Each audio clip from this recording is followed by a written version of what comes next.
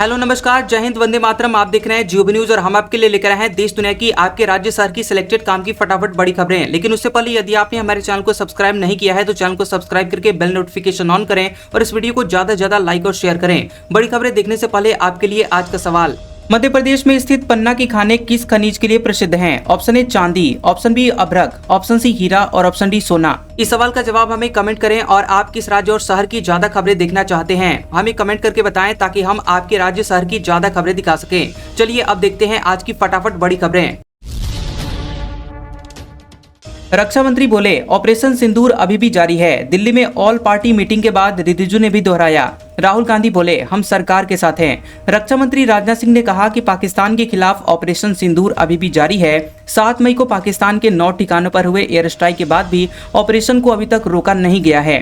रक्षा मंत्री ने यह बातें दिल्ली के पार्लियामेंट एनेक्सी में बुलाई गई सर्वदलीय बैठक में कही हैं। करीब 1.5 घंटे चली इस बैठक से बाहर आने के बाद संसदीय कार्य मंत्री किरण रिजिजू ने भी रक्षा मंत्री के बयान को दोहराया। ऑपरेशन सिंदूर की जानकारी देने के लिए बुलाई गई सर्वदलीय बैठक में गृह मंत्री अमित शाह, विदेश मंत्री एस जयशंकर, विपक्ष के नेता राहुल गांधी और मल्लिकार्जुन खड़गे शामिल हुए। मीटिंग से पहले कांग्रेस ने प्रधानमंत्री की मौजूदगी की मांग की थी।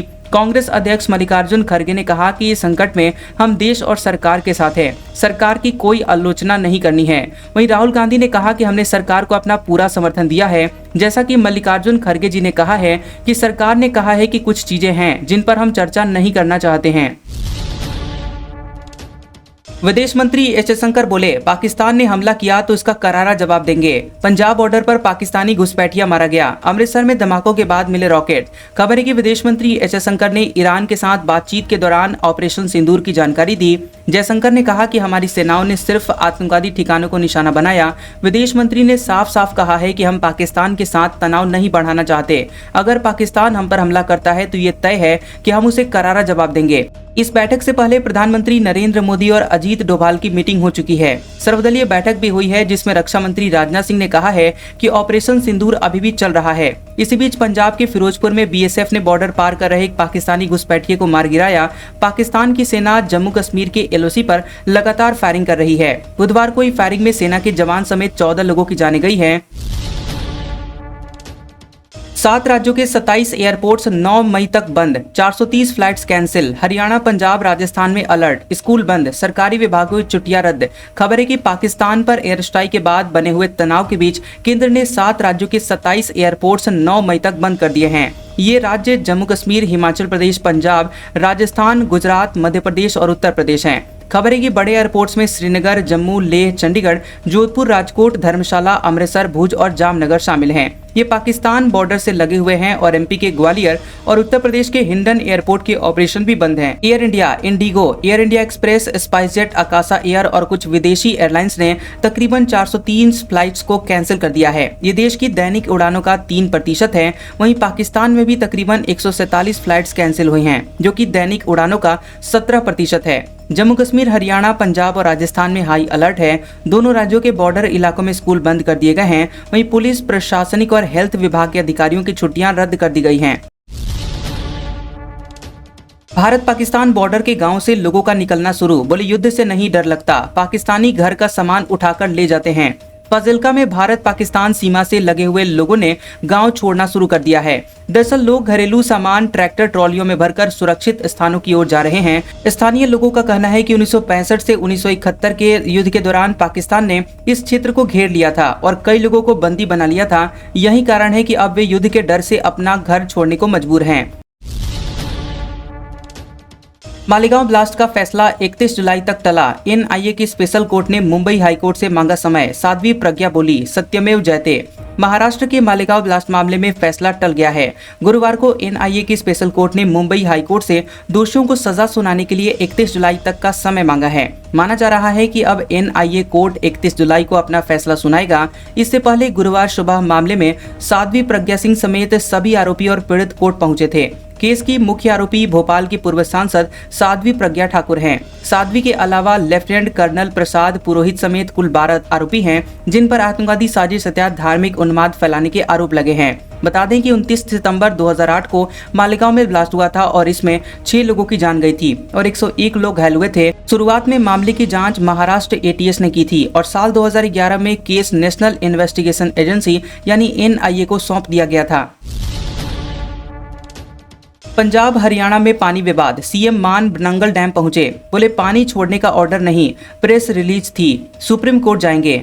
खबर है कि यहां पंजाब और हरियाणा के बीच पानी पर विवाद और तेज हो गया है। दरअसल नंगल डैम पर Bhakra Beas management board BBMB के चेयरमैन को आम आदमी पार्टी के वर्करों ने बंधक बना लिया। इसके बाद पंजाब CM भगवंत मान नंगल डैम पहुंच गए। उन्होंने कहा कि इस समय देश किस माहौल से गुजर रहा है, लेकिन ये लोग मुसीबत में भी मौका तलाश रहे हैं। उन्होंने कहा कि मतलब को ये पाकिस्तान को फायदा पहुंचाने की कोशिश कर रहे हैं। आज पुलिस की जरूरत बॉर्डर पर है, लेकिन हमें यहाँ पर लगानी पड़ रही है, इसलिए हम AG साहब के लेकर आए हैं। उन्होंने कहा कि बीजेपी कहती है कि इस समय लोगों को ध्यान बमों की तरफ है, ऐसे में ये एक्शन कर दो।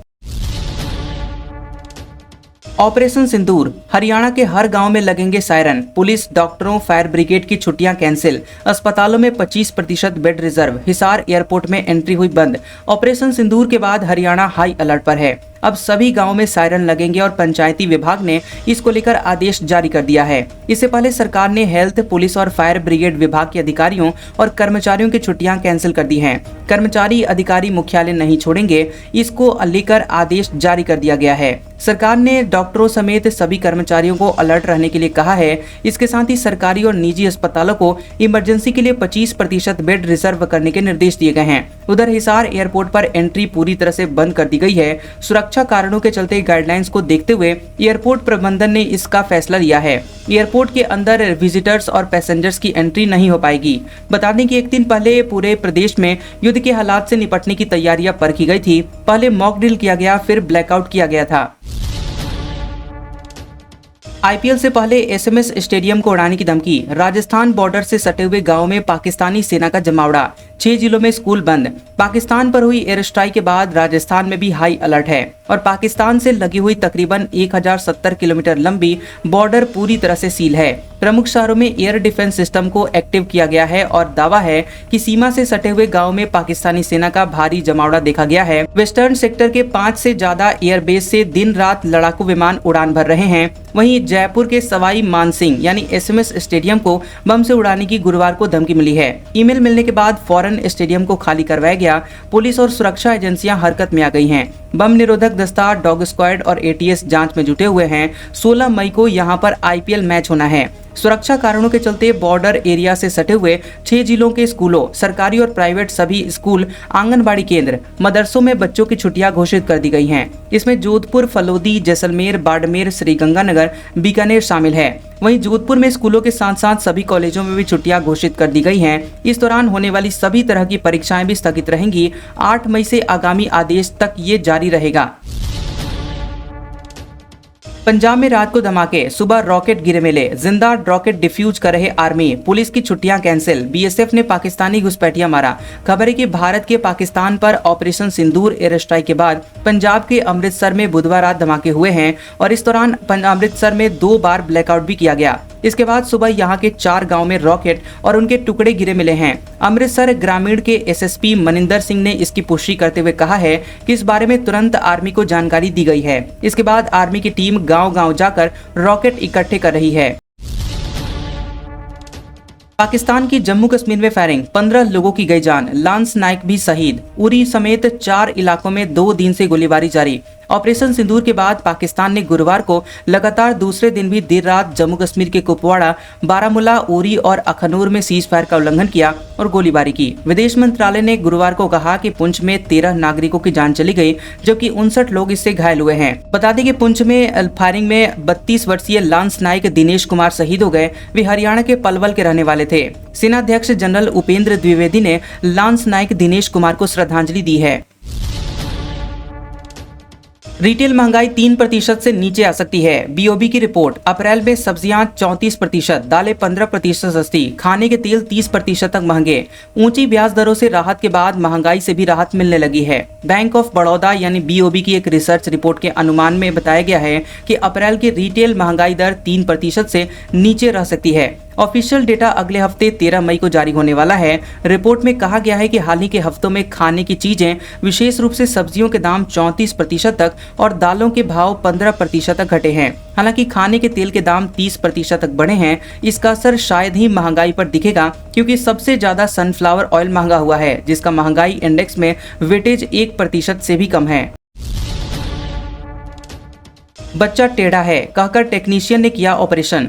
गोरखपुर में महिला की जान गई। पति बोला, फर्जी डॉक्टर कहती रही, ब्लीडिंग नहीं पानी है। मैंने डॉक्टर सन्नो से कहा कि रेनू को हैवी ब्लीडिंग हो रही है। उसने कहा ये खून नहीं पानी है, सब नॉर्मल है। 6 घंटे बाद मेरी पत्नी की जान चली गई। अब बच्चों की तरफ देखता हूँ तो आंखों के सामने अंधेरा छा जाता है। हॉस्पिटल में 27 अप्रैल को जो हुआ उसे बताते हुए दिनेश चौहान परेशान हो जाते हैं। कहते हैं कि गांव की आशा कार्यकर्ता गंगोत्री के कहने पर श्री गोविंद हॉस्पिटल चला गया। मुझे क्या पता था कि ओटी टेक्नीशियन ने मेरी पत्नी के ऑपरेशन करवा देंगे। अब तक 2.5 साल के मेरे बेटे दिव्यांश को पता है कि उसकी मां कहीं घूमने गई है, जल्द लौट आएगी। 10 दिन के बेटे का नाम तक नहीं रखा, उसे बुआ पाल रही है।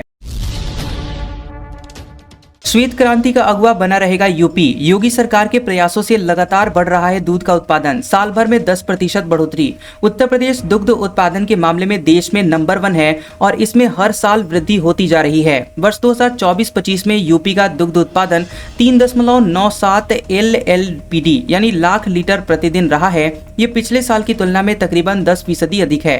सरकार दुग्ध समितियों की संख्या बढ़ा रही है। इसके साथ ही उनकी बुनियादी सुविधाओं को भी बेहतर बना रही है। समिति के लोगों को पशुओं को बेहतर देखरेख के बाबत लगातार प्रशिक्षण भी दिया जा रहा है। यकीनन योगी सरकार की योजनाओं से दूध का उत्पादन और बढ़ेगा, पर कालांतर में इसमें सबसे महत्वपूर्ण भूमिका सेक्स्ड सॉर्टेड सीमेन योजना की होगी। इस योजना से न केवल दूध का उत्पादन बढ़ेगा, बल्कि निराश्रित गोवंश की समस्या से भी काफी हद तक किसानों को निजात मिलेगी।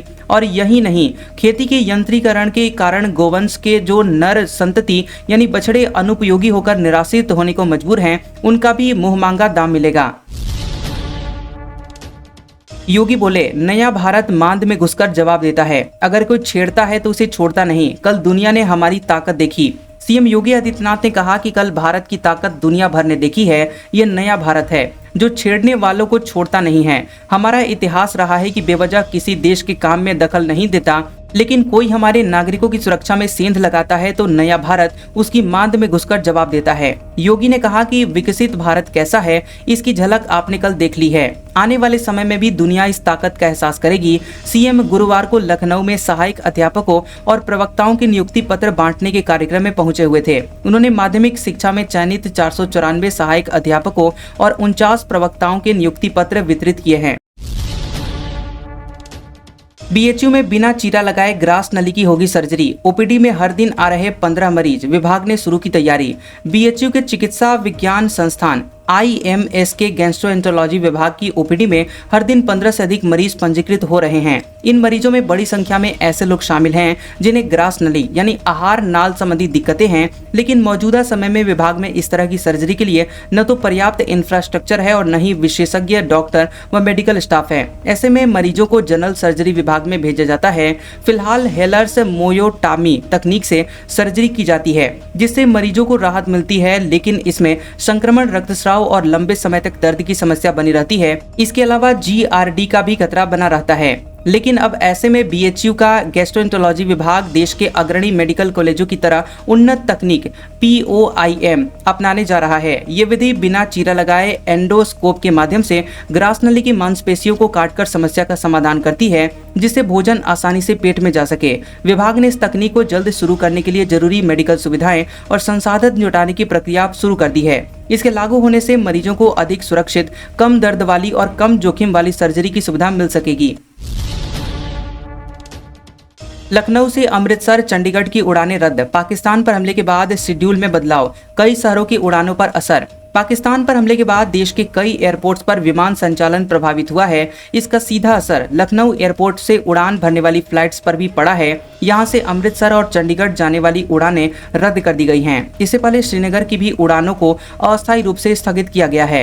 इंडिगो एयरलाइंस अधिकारियों ने यात्रियों को बताया कि मौजूदा सुरक्षा स्थिति को देखते हुए कंपनी ने अपने नेटवर्क में कुछ बदलाव किए हैं। इसके तहत लखनऊ से चंडीगढ़ और अमृतसर की उड़ानों को तत्काल प्रभाव से रद्द किया गया है। विधानसभा टिकट के लिए कांग्रेस ने लॉन्च किया क्यूआर कोड। दावेदारी के लिए मांगी जाएगी 16 जानकारी। प्रदेश अध्यक्ष बोले, इससे आम लोगों के साथ इंटरेक्शन बढ़ेगा। बिहार विधानसभा चुनाव से पहले कांग्रेस पार्टी ने टिकट देने का एक अनोखा तरीका अपनाया है। कांग्रेस पार्टी में टिकट आवेदन करने के लिए एक क्यूआर कोड जारी किया गया है। इस क्यूआर कोड को स्कैन करते ही एक लिंक आएगा, जिस पर क्लिक करते ही एक फॉर्म खुल जाएगा। इस फॉर्म में दिए गए सभी जानकारी को भरकर आवेदक इस चुनाव में टिकट के लिए अपनी दावेदारी पेश कर सकते हैं। दरअसल बिहार पहला राज्य है जहां पर कांग्रेस की ओर से इस तरह की कोई व्यवस्था की जा रही है। कांग्रेस ने इससे पहले ऐसी व्यवस्था कहीं पर भी नहीं की थी। ये प्लानिंग बिहार कांग्रेस प्रदेश अध्यक्ष राजेश राम की है। उनका कहना है कि इससे आम लोगों के साथ ही पार्टी का इंटरेक्शन बढ़ेगा। ऑपरेशन सिंदूर के बाद बिहार से पकड़ाए 4 चीनी नागरिक। मेडिकल जांच के बाद कोर्ट में पेशी। नेपाल की 2 महिलाएं भारत में एंट्री करवा रही थी। ऑपरेशन सिंदूर के बाद बिहार में मोतिहारी में 4 चीनी नागरिक पकड़े गए हैं। इनके साथ ही 2 महिलाओं को भी एसएसबी ने पकड़ा है और इन सभी को एसएसबी ने भारत में अवैध रूप से घुसते वक्त मैत्री पूल कस्टम हाउस के पास से अरेस्ट किया है और चर्चा है कि दोनों महिलाओं का संबंध पाकिस्तान से था। जानकारी के मुताबिक ये दोनों नेपाली महिलाएं गाइड की भूमिका में थी। इन चीनी नागरिकों को भारत में अवैध रूप से ये एंट्री करवा रही थी। सभी पैदल ही नेपाल से भारत में एंट्री कर रहे थे। जांच के दौरान एसएसपी को शक हुआ। बातचीत के दौरान न तो वो नेपाली बोल रहे थे और न ही हिंदी बोल पा रहे थे। वे लोग चाइनीज भाषा में जवाब दे रहे थे। उनके पासपोर्ट और वीजा की जांच की गई तो उनके पास भारत में प्रवेश करने का वीजा नहीं मिला। इसके आधार पर चारों चाइनीज नागरिकों को गिरफ्तार किया गया है। हरैया थाने की पुलिस ने चारों चाइनीज नागरिकों के पास 8000 चाइनीज नोट पासपोर्ट जब्त किए हैं। फर्जी प्रमाण पत्र से नियुक्त 11 शिक्षक चिन्हित किए गए। कार्रवाई शुरू। बक्सर में एक ही प्रमाण पत्र से नियुक्ति 9 अनुपस्थित 3 बीईओ का वेतन रोका गया। बता दें कि बक्सर जिलाधिकारी अंशुल अग्रवाल की अध्यक्षता में समाहरणालय सभा कक्ष में आयोजित शिक्षा विभाग की समीक्षात्मक बैठक में बड़ा खुलासा हुआ है। एक ही प्रमाण पत्र पर 11 शिक्षकों को बिहार में नियुक्ति दी गई है और इसमें से लगातार अनुपस्थित 9 शिक्षकों के खिलाफ कार्रवाई की गई है। बैठक में जिला शिक्षा पदाधिकारी ने बताया है कि चौसा और ब्रह्मपुर के प्रखंड शिक्षा पदाधिकारी शिक्षक नियुक्ति में फर्जीवाड़े और अनुपस्थित शिक्षकों पर स्पष्ट जवाब नहीं दे सके, जिसके चलते चौसा, सिमरी और ब्रह्मपुर के तीनों बीईओ का वेतन तत्काल प्रभाव से रोक दिया गया है। इसके साथ ही उनको कारण बताओ नोटिस जारी किया गया है। ऑपरेशन सिंदूर के बाद भारत नेपाल बॉर्डर पर एसएसबी जवानों की छुट्टियां रद्द। 15 किलोमीटर अंदर तक चेकिंग। 19 साल में 12 आतंकवादी पकड़ाए। बिहार से लगी 729 किलोमीटर लंबी बॉर्डर। बता दें कि भारतीय सेना के ऑपरेशन सिंदूर के बाद भारत नेपाल बॉर्डर पर चौकसी बढ़ा दी गई है। बता दें कि बिहार से नेपाल की 729 किलोमीटर की सीमा लगती है और यहां से हर आने जाने वाले व्यक्तियों की तलाशी ली जा रही है। एसएसबी जवानों की छुट्टियां रद्द कर दी गई हैं। जिला पुलिस के साथ ही एसएसपी जवान बगहा के वाल्मीकि नगर, पूर्वी चंपारण के रक्सौल में निगरानी कर रहे हैं। इसके साथ ही सीतामढ़ी के बैरगनिया और मिठा बोड़, मधुबनी के जयनगर, मधवापुर और लौकहा में भी चौकसी बढ़ा दी गई है। अररिया और किशनगंज की बॉर्डर पर दिन रात निगरानी रखी जा रही है ताकि पाकिस्तान की खुफिया एजेंसी आईएसआई के अंडर कवर एजेंट की घुसपैठ नेपाल सीमा से न हो सके। सुरक्षा में तैनात जवान बॉर्डर इलाके से 15 किलोमीटर तक संदिग्ध शख्स के आधार कार्ड की जांच कर रहे हैं। उनके फिंगरप्रिंट के साथ साथ आंखों की रेटिना की भी जांच की जा रही है। बता दें कि पिछले 19 साल में भारत नेपाल बॉर्डर से 12 आतंकवादी अरेस्ट किए गए हैं। ऑपरेशन सिंदूर के बाद पायलट की वर्दी में दिखे तेज प्रताप यादव। लिखा, मैंने पायलट की ट्रेनिंग ली है। मांझी की बहू बोली, ठगे गए हैं, ये जहाज उड़ाने वाला लाइसेंस नहीं है। ऑपरेशन सिंदूर के बाद भारतीय सेना की कार्रवाई से देशवासियों का जोश हाई है। इसी बीच बुधवार की रात लालू प्रसाद यादव के बड़े बेटे और आरजेडी विधायक तेज प्रताप यादव ने अपने सोशल मीडिया अकाउंट एक्स पर पायलट के यूनिफॉर्म में फोटो और पायलट ट्रेनिंग के सर्टिफिकेट शेयर किए हैं। पोस्ट शेयर करते हुए लिखा कि पायलट की ट्रेनिंग अगर देश के काम आ सकती है तो मैं तेज प्रताप यादव हर समय देश की सेवा के लिए तत्पर हूं। आपकी जानकारी के लिए बता दूं कि मैंने भी पायलट की ट्रेनिंग ले रखी है और देश के लिए मेरी जान भी चली जाए तो अपने आप को भाग्यशाली समझूंगा। जय हिंद। तेज प्रताप यादव के पोस्ट पर केंद्रीय मंत्री जीतनराम मांझी की बहू और इमामगंज से विधायक दीपा मांझी ने तंज कसा है। उन्होंने कहा कि लगता है कि आपको किसी ने ठग दिया है, ये जहाज उड़ाने वाला लाइसेंस नहीं है, ऊपर से 2021 में ही एक्सपायर हो गया है। वहीं बीजेपी के प्रवक्ता असीतनाथ तिवारी ने कहा कि ऐसे समय ऐसा प्रचंड या तो गद्दार कर सकता है या फिर जाहिल। एमपी में पटवारी गृह तहसील में नहीं कर सकेंगे नौकरी, नई तबादला नीति जारी। लोकायुक्त केस वालों का नहीं होगा ट्रांसफर। मध्य प्रदेश में पटवारी अपने होम टाउन की गृह तहसील में पदस्थ नहीं हो सकेंगे।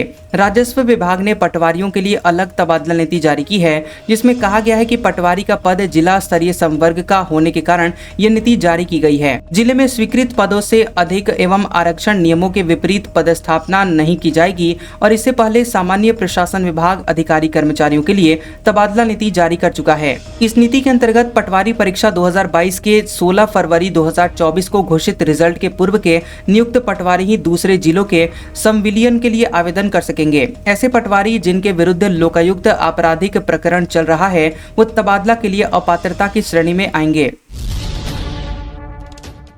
पाकिस्तानी हमले से निपटने के लिए राजस्थान में गाइडलाइन जारी। भड़काऊ पोस्ट पर तत्काल गिरफ्तारी। अस्पतालों में दवाओं और ब्लड का स्टॉक रखने के दिए गए आदेश। पाकिस्तान पर हुई एयर स्ट्राइक के बाद राजस्थान सरकार ने गाइडलाइन जारी की है। सभी कलेक्टरों को गाइडलाइन भेजकर पाकिस्तानी हमले से निपटने के लिए तैयारियां रखने के आदेश दिए गए हैं।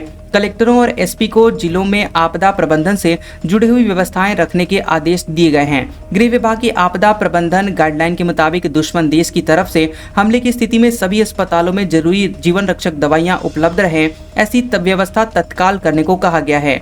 अस्पतालों में डॉक्टर पूरे स्टाफ के साथ मौजूद रहे। ब्लड बैंकों में सभी ग्रुपों का ब्लड पर्याप्त मात्रा में उपलब्ध रहे। चिन्हित अस्पतालों और स्कूलों में जहां पर टेम्पररी अस्पताल और लोगों के रहने की व्यवस्था की जा सकती है, जनरेटरों की व्यवस्था करने को कहा गया है।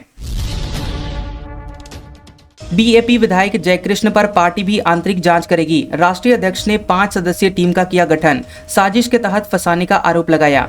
बागी दौरा विधायक जयकृष्ण पटेल को 20 लाख रुपए की रिश्वत लेते भ्रष्टाचार निरोधक ब्यूरो की ओर से गिरफ्तार करने के बाद अब भारत आदिवासी पार्टी यानी बीएपी पार्टी ने आंतरिक जांच के लिए 5 सदस्यीय समिति गठित की है। बता दें कि बीएपी के राष्ट्रीय अध्यक्ष मोहनलाल रोत ने कहा कि विधायक पटेल को सियासी षड्यंत्र के तहत फंसाया गया है। पार्टी के बढ़ते हुए जनाधार और राजनीतिक द्वेष के चलते संगठन की छवि को धूमिल करने का प्रयास किया गया है। उन्होंने सरकारी तंत्र और जांच एजेंसियों की भूमिका पर भी सवाल खड़े किए हैं। जोधपुर जिले के सभी स्कूल कॉलेजों में स्टूडेंट्स के लिए छुट्टी। 8 मई से आगामी आदेश तक सभी परीक्षाएं भी स्थगित। टीचर्स स्टाफ करेंगे काम। मौजूदा हालात को देखते हुए जोधपुर कलेक्टर गौरव अग्रवाल ने बुधवार देर रात 2 अलग अलग आदेश जारी कर 8 मई से आगामी आदेश तक जोधपुर जिले की सभी सरकारी व गैर सरकारी school, college, anganwadi, coaching institute में पढ़ने वाले स्टूडेंट्स के लिए अवकाश घोषित किया है। आदेश में यह भी स्पष्ट किया गया है कि सभी शैक्षणिक व गैर शैक्षणिक कर्मचारी स्कूल, कॉलेजों व निजी कोचिंग संस्थान में उपस्थित रहकर विभिन्न विभागीय कार्यों का निर्वहन करेंगे। इसके साथ ही 8 मई से आगामी दिनों में होने वाली सभी तरह की परीक्षाएं भी स्थगित कर दी गई हैं। कलेक्टर अग्रवाल ने अपने इन आदेशों में सभी शिक्षण संस्थानों को स्पष्ट निर्देश दिए हैं कि इन आदेशों की पालना सुनिश्चित करें, अन्यथा उनके खिलाफ कार्रवाई की जाएगी। पुलिसकर्मी ने फर्जी पैन कार्ड से उठाया 10 लाख रुपए का लोन। जोधपुर कमिश्नरेट में तैनात है आरोपी। एसबीआई के मैनेजर ने दर्ज करवाया मामला। जोधपुर पुलिस कमिश्नरेट में तैनात एक पुलिसकर्मी ने धोखाधड़ी से फर्जी पैन कार्ड के माध्यम से बैंक से 10 लाख रुपए का ऋण उठा लेने का मामला सामने आया है। बता दें कि नसीराबाद की स्टेट बैंक ऑफ इंडिया की फ्रामजी चौक स्थित शाखा के बैंक प्रबंधक ने नसीराबाद सिटी थाने में मामला दर्ज करवाया है। पुलिस मामले की जाँच में जुटी हुई है। शाखा प्रबंधक ने बताया कि ग्राम सराणों की ढाणी, गावड़ी, डूंगरवा और ग्वलोरा जालौर निवासी हाल ही पुलिस कमिश्नरेट जोधपुर में कार्यरत श्री राम विश्नोई पुत्र वीरमा राम ने 31 दिसंबर 2022 को एक्सप्रेस क्रेडिट के माध्यम से 10 लाख रुपए का ऋण लेने के लिए आवेदन किया था। आरोपी पुलिसकर्मी श्रीराम बिश्नोई ने बैंक की ओर से दस्तावेज मांगने पर वेतन पर्ची, पैन कार्ड, आधार कार्ड आदि दस्तावेज प्रस्तुत किए, जिसके बाद बैंक ने उक्त दस्तावेजों के आधार पर श्रीराम बिश्नोई को दिसंबर 2022 में 10 लाख रुपए का ऋण भुगतान स्वीकृत करके यहां ऋण की राशि उसके खाते में भुगतान कर दी गई। वहीं बैंक मैनेजर ने बताया कि बैंक की ओर से कुछ समय पूर्व ऐसे खातों की जांच की गई जिनमें ऋण स्वीकृति से पहले पैन नंबर बदले गए थे, जिस पर बैंक को पता चला कि आरोपी बिश्नोई ने भी ऋण प्राप्त करने के लिए पूर्व बैंक खाते में अपना पैन नंबर बदल दिया था, क्योंकि श्रीराम के दूसरे व वास्तविक पैन कार्ड नंबर का सिबिल स्कोर काफी खराब था और उसके आधार पर उसको ऋण नहीं मिल सकता था। इसलिए आरोपी ने सिबिल स्कोर सुधारने के लिए एक नया कूट रचित पैन कार्ड नंबर बनाकर उसे अपने बैंक खाते से दर्ज करवा लिया, जिससे उसका सिबिल स्कोर सुधर गया, जबकि उसके वास्तविक और पहले पैन कार्ड पर सिबिल स्कोर काफी ज्यादा खराब था। आज का सुविचार, जिंदगी में ऐसे इंसान को कभी मत खोना जो खुद गुस्सा करे और खुद ही आपके पास आकर सॉरी बोले, क्योंकि वही इंसान आपसे सबसे ज्यादा प्यार करता है। कैसा लगा ये वीडियो हमें कमेंट सेक्शन में जरूर बताएं। वीडियो पसंद आया हो तो वीडियो को लाइक और शेयर करें और ऐसी इंटरेस्टिंग वीडियोस देखने के लिए हमारे चैनल GOB न्यूज को सब्सक्राइब करें और बेल आइकॉन को दबाएं। और हमारे ओल्ड और लेटेस्ट वीडियोस देखने के लिए हमारे प्लेलिस्ट और कम्युनिटी टैब को जरूर चेक करें। तो मिलते हैं अगले वीडियो में, तब तक के लिए आपका शुक्रिया।